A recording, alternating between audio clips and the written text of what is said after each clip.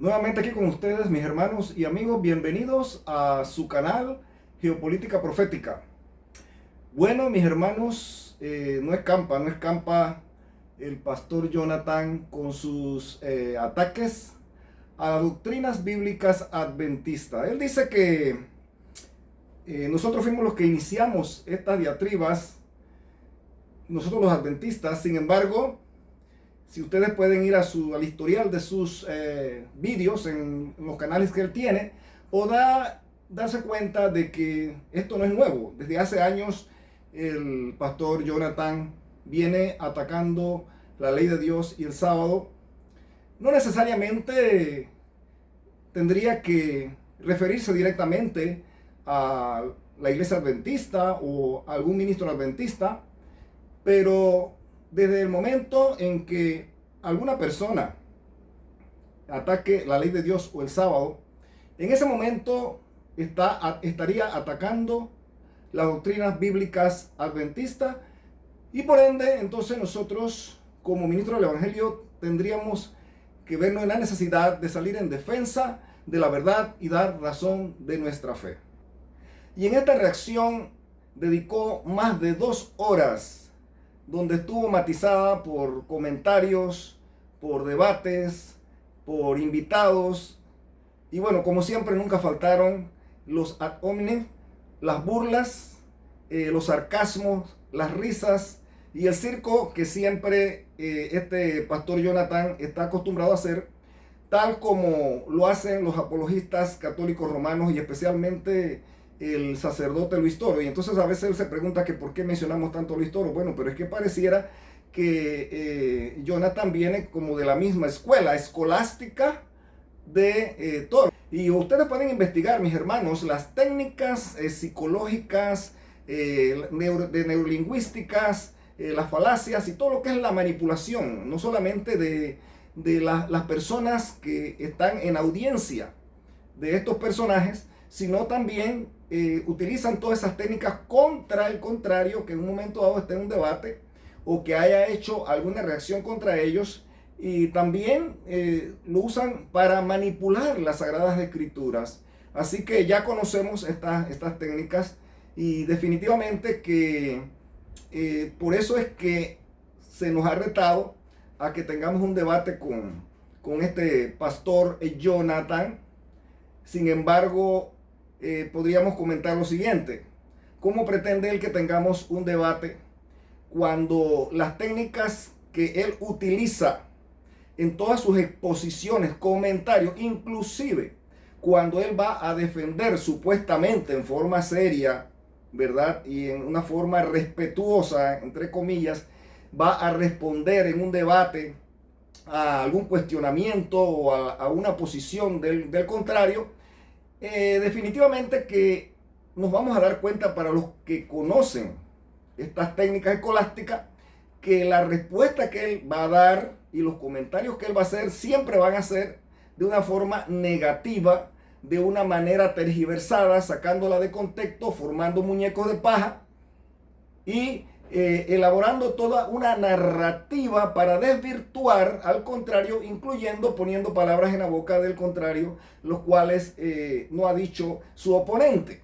Entonces, ¿cómo pretende este señor que nosotros vayamos a un debate virtual de esta forma, cuando la manera que él tiene de comentar y de tomar la posición del oponente y refutarla es de una manera falaz, de una forma tramposa e irreverente? Porque la palabra de Dios, mis hermanos y amigos, no es para hacer ese tipo de circo ni ese tipo de shows. Eso se deja para el que practica un deporte o para el que va a un acto de comedia o un teatro, pero no para la palabra de Dios. La palabra de Dios requiere respeto, requiere consideración. Y cuando nosotros refutamos desde aquí, desde esta plataforma, refutamos todas las falacias y la narrativa que presentan estos falsos maestros, lo hacemos defendiendo la fe, dando razón de nuestra fe. Contendamos firmes por nuestra fe, dice la palabra del Señor. El apóstol Pablo también defendía la fe en las sinagogas cada sábado. Dice que él presentaba la palabra de Dios y lo hacía de una forma dialéctica, pero con la reverencia y la consideración respectiva. No una diatriba tipo católico romano, como es la que está acostumbrada a hacer este tipo de falsos maestros, como lo es el pastor Jonathan. Muy bien, y mire usted, tanto es así, que en el minuto 30, en el minuto 3:25, por ejemplo, él señala, y voy a leerlo textualmente aquí de la transcripción: algo nos ha hecho, dice, algo ha hecho Rafael Díaz o los adventistas que no podemos compartir directamente a TikTok. En el inicio de esa respuesta que él da, o esa reacción que él da en el vídeo que dura más de 2 horas, él empieza con esto. Parece que tenía problemas técnicos en su vídeo, en la transmisión de su vídeo, y le echa la culpa a Rafael Díaz y a los adventistas. Dice que algo hemos hecho. Mire usted hasta dónde llega, ¿verdad?, el descaro de este señor, y hasta dónde llega la manipulación psicológica y la sugestión hacia sus seguidores, que serían los únicos que creerían semejante disparate. Pero bien. Ahora sí, amados hermanos, Dios me los bendiga. A ver, a los hermanos que están en TikTok, por favor, rápidamente al canal de YouTube, ¿ya? Porque no se puede transmitir, algo nos han hecho, algo ha hecho ahí Rafael Díaz, algo ha hecho los adventistas, que no podemos compartir directamente a TikTok, pero sí estamos saliendo por Argumentos Bíblicos en YouTube y por Pastor Jonathan en Facebook, así que no se preocupen, ¿ya? Vamos al punto, mis hermanos, porque vamos a pasar por alto todo lo que son los ad hominis, o sea, las ofensas personales. Vamos a pasar por alto las burlas y todo el show que él suele presentar, y vamos directamente a la palabra de Dios. Y solamente vamos a tomar 2 extractos de su vídeo de más de 2 horas para refutarlo, porque sucede, mis hermanos, que la mentira se da a ver con poca cosa. No necesitamos abundar ni hacer aquí programas de más de 1 hora, de 2 horas, de mucho menos de 3 horas, para refutar las falacias, las mentiras y todas aquellas narrativas que tergiversan la palabra de Dios. No necesitamos tanto tiempo.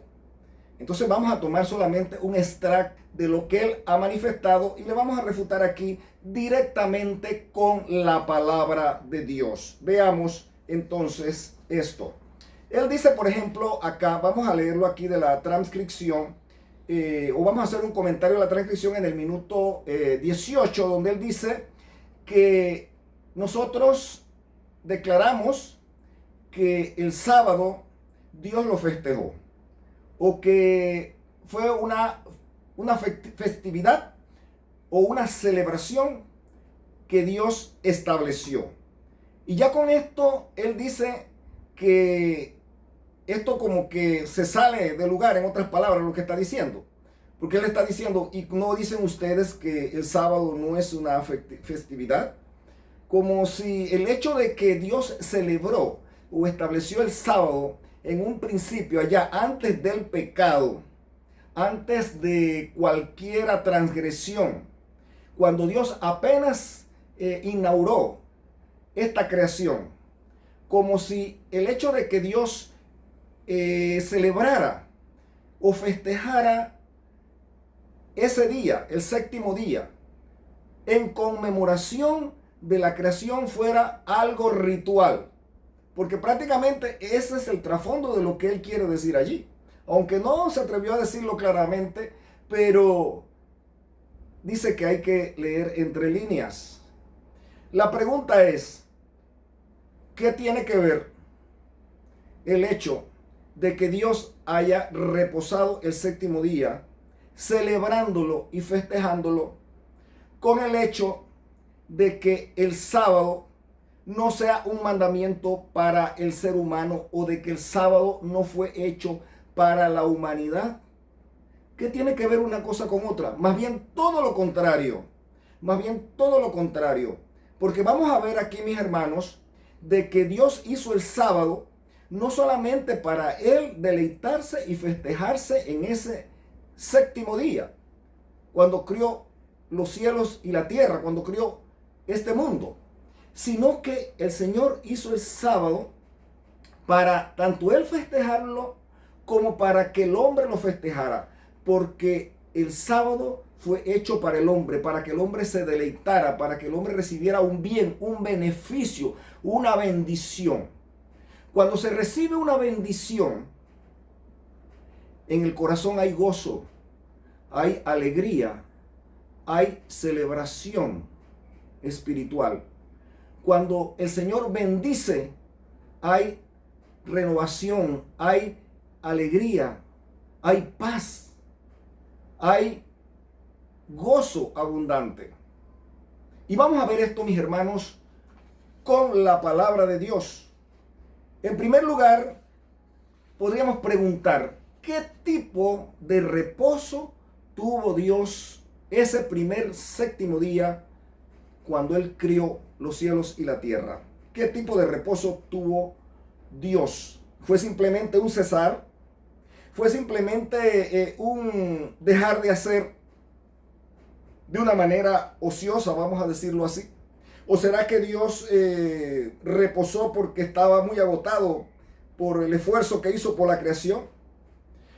¿Qué necesidad tenía Dios de crear un séptimo día, un día más? ¿Acaso no bastaba con 6 días?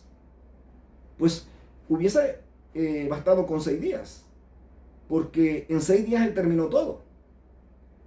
¿Por qué el Señor tuvo que hacer un séptimo día? Y un séptimo día donde no hizo más obras, sino que simplemente descansó. ¿Se han hecho esa pregunta? Pero note usted ahora que Jesús está diciendo en Marcos 2:27 la razón por la cual Dios hizo ese séptimo día. Dice que Dios hizo ese séptimo día para el bienestar del hombre, para el bienestar del género humano, para el bienestar de la raza humana, para el bienestar de Adán. Porque la palabra humano, humanidad en hebreo es Adán. Jesús, ahí lo dice en Marcos 2:27, el sábado fue creado, fue hecho para beneficio del ser humano, de la humanidad. No dice que es para el judío, por más que el pastor Jonathan y otros falsos maestros quieran darle la vuelta a esto y buscarle la quinta pata al gato, mis hermanos y amigos, la palabra de Dios es clara y diáfana. El sábado fue hecho para beneficio del hombre. Por eso hizo un séptimo día, porque ya todo lo había creado en 6 días. ¿Qué necesidad había de un séptimo día? Jesús lo está diciendo. El Señor lo hizo para dárselo como un regalo, para beneficiar al hombre y para que lo santificara, porque Dios dice que lo hizo santo. O sea, no vas a hacer en ese día lo mismo que hace en los otros días. Es un día apartado para mí. Santificado significa apartado para Dios.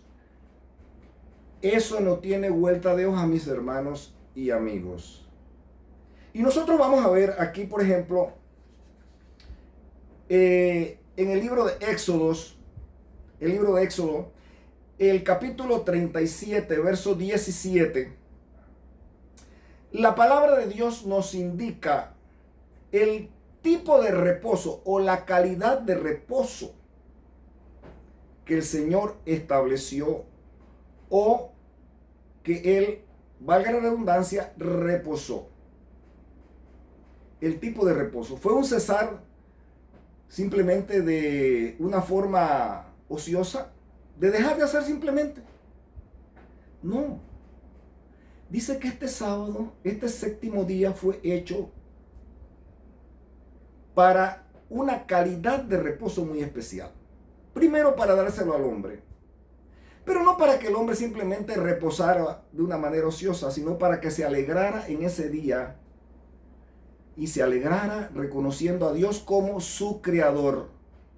Y vemos Éxodo 31:17, leemos textualmente: señales para siempre entre mí los hijos de Israel, porque en 6 días hizo Jehová los cielos y la tierra.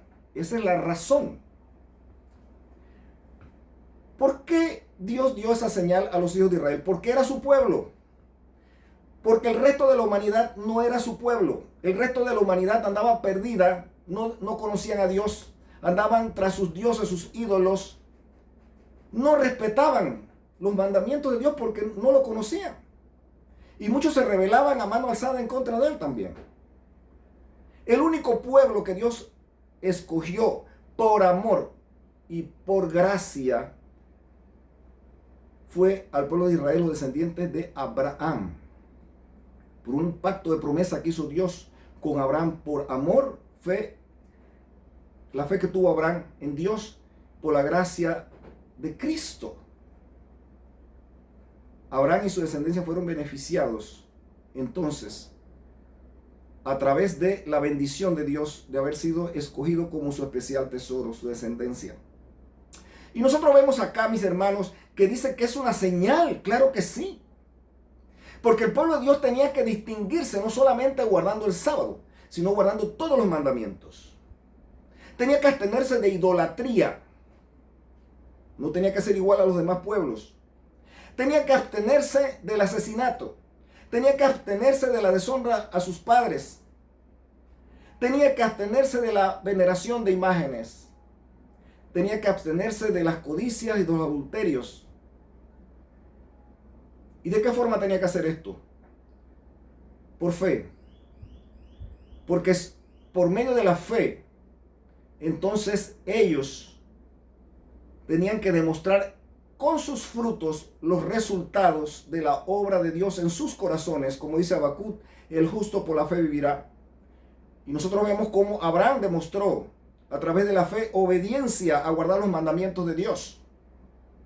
Y vemos cómo Isaac, Jacob y todos los grandes hombres y mujeres de Dios, mis hermanos, y vuelvo y repito, están en Hebreos capítulo 11, esa galería de la fe, demostraron obediencia a los mandamientos de Dios. Pero el sábado era una señal especial que Dios había establecido. ¿Por qué? Porque dice acá que en el momento que el pueblo de Israel guardase el sábado, y los extranjeros que también estaban invitados a guardar el sábado, y que estaban invitados a formar parte del pueblo de Israel y a guardar su pacto, a hacer pacto con Dios para ser salvos, todo el extranjero, todo el ser humano que estaba lejos de Dios, lejos del conocimiento de Dios y de la ciudadanía de Israel, para ser salvo tenía que entrar en pacto con Dios y hacerse parte de su pueblo y guardar el sábado como una señal, porque era la marca distintiva del pueblo de Dios. ¿Por qué marca distintiva? Porque cada vez que se guardaba el sábado, el pueblo de Dios decía, con santificarlo y guardarlo, reconozco a Dios, a Jehová Dios, como nuestro creador. Y los ídolos, todos aquellos que no son dioses en esta tierra, perezcan de delante del Señor.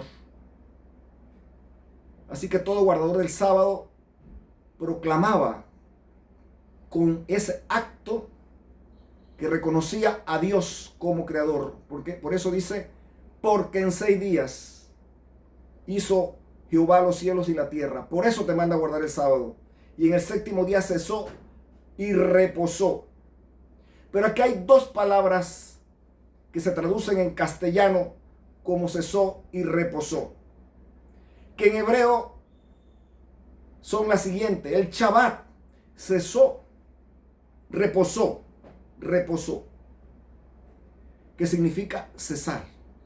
Significa acabar una obra y descansar. Pero allí hay otra palabra en hebreo que se traduce cesar y es nafash, que significa suspiró o se refrescó. Y aquí dice, mis hermanos, y en el séptimo día cesó, o sea, se refrescó, suspiró, tuvo una satisfacción. Eso es lo que significa esa palabra hebrea. No solamente Dios reposó de dejar hacer algo, sino que sintió una gran satisfacción, sintió un gran refrigerio. Eso fue el cesar del Señor, más que un mero dejar de hacer. Aparte de eso, mis hermanos, en Éxodo capítulo 20, verso 11 dice lo siguiente: porque en 6 días hizo Jehová los cielos y la tierra, el mar y todas las cosas que en ellos hay, y reposó el séptimo día. Por tanto, Jehová bendijo el día de reposo y lo santificó.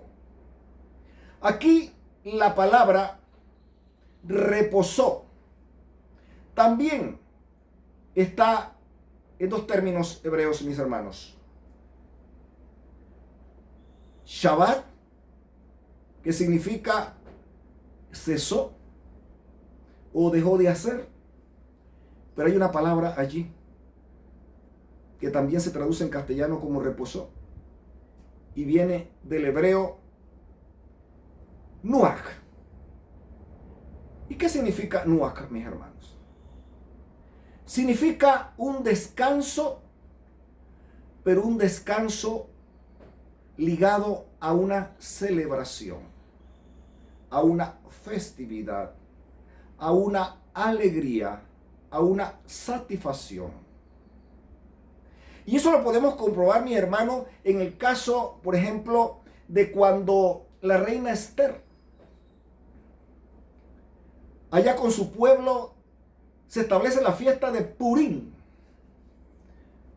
donde en el libro de Esther se habla de que tuvieron una gran alegría, una gran celebración y un gran banquete. Dice que tuvieron un reposo cuando ese pueblo, mis hermanos, fue librado por Dios de las pretensiones asesinas de sus enemigos. Y dice ahí en ese libro de Esther que ellos empezaron a celebrar, donde dice que tuvieron un nuaj, un reposo, con celebración, con alegría.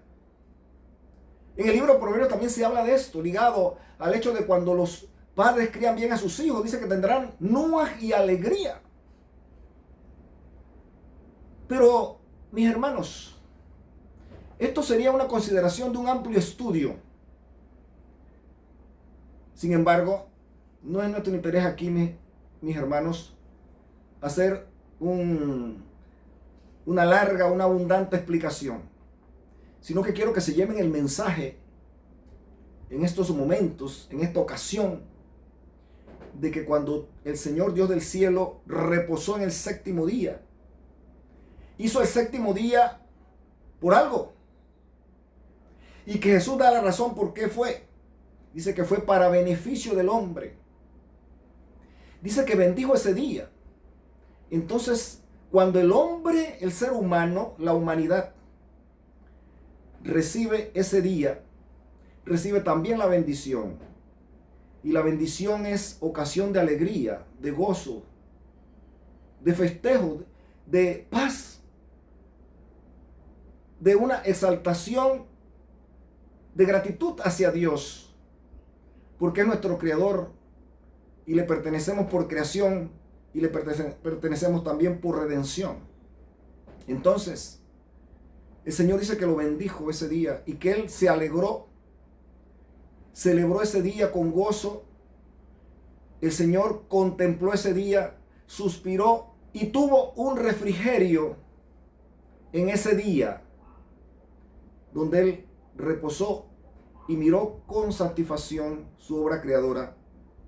Y tanto fue así que dice que los seres creados miraron con alegría y satisfacción la creación. Job, capítulo 38, verso 7 dice: cuando alababan todas las estrellas del alba y se regocijaban todos los hijos de Dios. El contexto de ese capítulo 38 de Job nos está hablando allí. De cuando Dios ponía los fundamentos de esta creación, cuando el Señor creaba este planeta. Y dice que los hijos de Dios se alegraban, festejaban esa creación. Se alegraron junto con Dios todo lo que Dios había hecho. Pregunto yo, esos hijos de Dios, esas estrellas del alba, esos seres criados que contemplaron la creación de este mundo, también contemplaron el reposo de nuestro Señor cuando estableció el sábado. ¿Será que cuando Dios estableció el séptimo día y que dice la palabra de Dios que el Señor tuvo un refrigerio y un gozo al ver su creación en ese séptimo día? ¿Será que estos hijos de Dios y estas estrellas del alba no se gozaron con su Dios allí también? ¿Será que ellos no vieron, no se dieron cuenta de que Dios había creado un séptimo día? Job está diciendo que los hijos de Dios se alegraban. Cuando Dios puso los fundamentos de esta creación, se alegraron los hijos de Dios. Entonces, mis hermanos y amigos, estamos hablando acá de que Dios tuvo un gozo. Y definitivamente que este maestro Jonathan, falso maestro, y lo decimos directamente, y no lo decimos con ánimo peyorativo, sino que no nos queda otra opción que calificarlo de esa forma, puesto que está engañando a las personas y está llevando a muchas personas a la perdición con estas exposiciones en contra de los mandamientos de Dios, enseñando a los seres humanos, a aquellos que le están siguiendo, a transgredir los mandamientos de Dios. Mis hermanos, ¿cuál es el problema con que Dios se haya gozado o haya festejado ese día? ¿Cuál es el problema? ¿Acaso eso convierte a ese día en un día meramente ritual o ceremonial? Nada más absurdo, mis hermanos. Puesto que en ese tiempo todavía el ser humano no había caído en pecado y los rituales y las ceremonias que eran ofrendas por el pecado se establecieron después del pecado, no antes del pecado. Así que es absurdo. Y note usted, ¿cuál es el problema con la festividad? Si en la tierra nueva, mis hermanos y mis amigos, cuando Dios haga cielo nuevo y tierra nueva, cuando no haya más pecado en este mundo ni en el universo, cuando no exista más pecado, y el Señor haga cielo nuevo y tierra nueva donde reina la justicia, el Señor también va a celebrar junto con sus hijos que entren en la tierra nueva. Isaías 65, 17 al 19. Porque aquí que yo crearé nuevos cielos y nueva tierra, y de lo primero no habrá memoria, ni más vendrá al pensamiento. Mas os gozaréis y os alegraréis para siempre en las cosas que yo he criado, porque he aquí que yo traigo a Jerusalén alegría y a su pueblo gozo, y me alegraré con Jerusalén y me gozaré con su pueblo, y nunca más se oirán en ella voz de lloro ni voz de clamor. Mis hermanos, pudiéramos seguir refutando punto por punto todas estas narrativas falaces de los falsos maestros, y especialmente de lo que expuso en ese video de más de 2 horas este pastor Jonathan. Pero para muestra un botón, aunque a algunos no les gusta el término, pero para muestra un botoncito, no necesitamos muchos botones para saber qué clase o qué tipo de botón es. Tan solamente con esto. Pero de continuar la situación, pues entonces nos veremos en la necesidad de seguir respondiendo. Y definitivamente que quiero respetar su tiempo, mis hermanos y amigos. Quiero respetar su tiempo. Quizás entonces tendríamos que hacer un segundo vídeo. Y ese segundo vídeo pudiéramos darle un adelanto, mis hermanos. Porque una de las cosas que dijo Jonathan ahí también fue que el Génesis no es un relato histórico. Vaya, vaya, vaya. Tremendo, tremendo, tremendo, tremenda declaración. Él dice que el relato de Génesis no es un relato histórico. Y luego se sale de la tangente bíblica, mis hermanos, y de la posición de nuestro Señor Jesucristo y de los apóstoles en cuanto al relato de Génesis, y se va a echar a los brazos de la iglesia de Roma, porque es la iglesia de Roma la que tiene esa posición de que el Génesis, el libro de Génesis, no es un libro histórico. Pero eso se los dejo, mis hermanos, para la próxima ocasión. Para el próximo vídeo le vamos a dejar este asunto. Se lo dejamos para el próximo vídeo, así que no se lo pierdan. No tenemos ánimos aquí de revanchas, mis hermanos, porque esto no es un deporte ni es un hobby. Vuelvo y lo repito. Estamos defendiendo la fe. No somos mudos.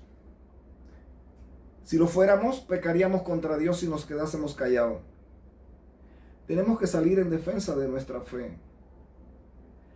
Pero al salir en defensa de nuestra fe, tenemos que hacerlo respetando la palabra de Dios.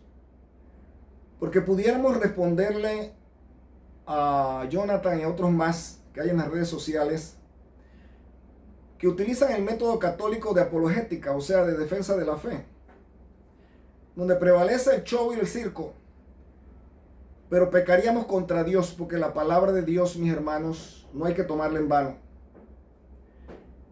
Y si nosotros vamos a defender la fe, tenemos que hacerlo de una forma seria. Y si en algún momento hemos señalado algunos de los deslices que ha cometido el pastor Jonathan en su apologética, y que hemos indicado que la forma como lo hace prácticamente es la misma manera como lo hacen los apologistas católicos, siguiendo una técnica de debate escolástica donde se valen toda clase, mis hermanos, de estratagemas y de técnicas para rebatir qué es oponerse y oponerse, y al fin y al cabo oponerse por todos los medios. Si hemos hecho algún señalamiento, mis hermanos, lo hacemos simplemente con el ánimo de llamarle la atención a ustedes para que despierten y se den cuenta, mis hermanos, que alguien que defiende la fe y que respeta la palabra de Dios no lo hace de esa manera. No lo hace de esa manera. Mire, yo conozco apologistas evangélicos que están ahí en las redes sociales y que ellos defienden su fe desde una forma muy seria, muy respetuosa, y cuando ellos hacen comentarios fuera de los debates, son muy objetivos y se concretan a la palabra de Dios, a comentar la palabra de Dios y a defender su forma de pensar o su fe. Pero no lo hacen desde una plataforma de diatribas, de burlas y de show mediático que lo que traen es una mala imagen